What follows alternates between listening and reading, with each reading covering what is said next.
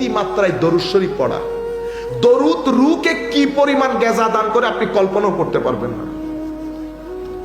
নিজেকে জানা, আপনি শুধু আপনি ওই ক্ষেতের মধ্যে, ব্যাংকের মধ্যে, দোকানের মধ্যে কাজ করবে, এগুলার মধ্যে থাকবে। যদি এগুলার মধ্যেই থাকে, ওই সফরটা একবার চিন্তা করবেন। রাস্তা দিয়ে যাওয়ার সময় আশেপাশে কবরস্থান আছে না, মাথায় রাখবে আজকে থেকে 10 বছর পরে, 20 বছর পরে, ঠিক আজকে 1924 না, 1950-এর মধ্যে বলেন দেখি আমাদের এখানে 2050-এর মধ্যে আমাদের এখানে কে থাকবে? এভাবে একদিন আমার নবী সাহাবায়ে কেরাম নিয়ে দাঁড়ান, হঠাৎ করে আমার নবী বলতেছে, আমার সাহাবায়ে কেরাম বলো তো দেখি আজ থেকে 100 বছর পরে আমাদের এখানে কে থাকবে? এটা বড় আজীব আল্লাহর দুনিয়া। কেউ থাকবো না, আমরা সবাই যার যার মতো করে সফরে চলে যাব। 2050-এর পরে আসা কোনো ব্যক্তি আমাদেরকে স্মরণই করবে না। আমরা 3 জেনারেশন পর্যন্ত, এদিকে দাদা, এদিকে নাতি, আমাদের বাউন্ডারি শেষ। দাদার বাবার কথাও কেউ স্মরণ করে না। আমরা দোয়া করার সময় দাদা পর্যন্তই যায়, এদিকে নাতি পর্যন্ত, উপরে দাদা, নিচে নাতি, এতটুকু আমাদের জিন্দেগি। কেউ স্মরণও করবে না আমরা আসছি, চলে গেছি পৃথিবীতে। এই হাকিকতটা আমরা ভুলে যাচ্ছি। যারা এই হাকিকত চিন্তা করে নিজেকে আবিষ্কার করে যে আপনি শুধু শরীর না, আপনার ভিতরে আল্লাহ রূহও দান করেছে। আল্লামা ইকবাল বলছে, আপনি মন মে ডুব কর পাজা সুরাগে জিন্দেগি, তু আগর মেরা নেহি বানতা না বান আপনা তো বান। তো তুই তোর ভিতরে ডুব দে, দেখ আল্লাহ কত মনি মুক্তা তোর ভিতরে দান করেছে। মাটি তো মাটি, কিন্তু আপনি কি বললেন, হুজুর স্বর্ণের খনি পাইছে। স্বর্ণের খনি আসমানে পায় না, মাটির ভিতরে পায়।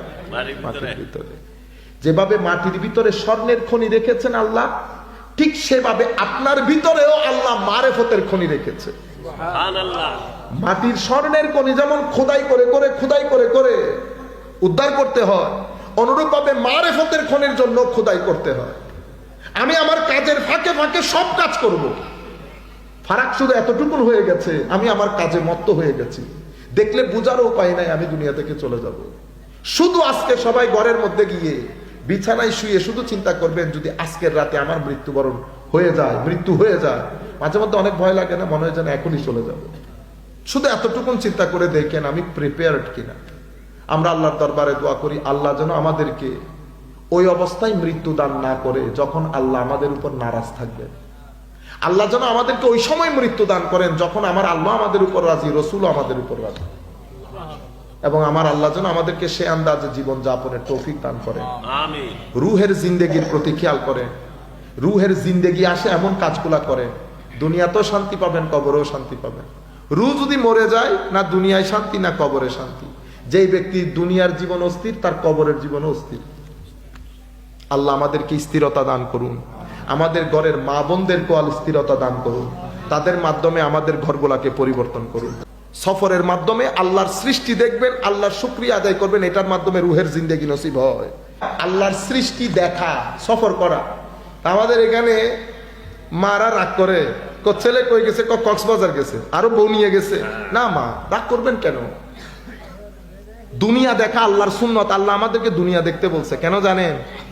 একটা হচ্ছে মুখে মুখে সুবহানাল্লাহ বলা, মুখে মুখে। আরেকটা হচ্ছে আল্লাহর সৃষ্টির সৌন্দর্য দেখে সুবহানাল্লাহ বলা।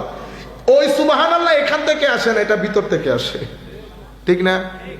একটা সুবহানাল্লাহ মুখে মুখে, আর একটা সুবহানাল্লাহ অন্তরে অন্তরে। অন্তরের সুবহানাল্লাহ আসে যখন আপনি আল্লাহর সৃষ্টি দেখবেন। এই জন্য আমার আল্লাহ বলছেন, সিরু ফিল আরদ। সফর আমার নবীরও সুন্নত, আম্বিয়াদের সুন্নত, আউলিয়ায়ে কেরামের সুন্নত, আমার আল্লাহরও হুকুম সফর করা।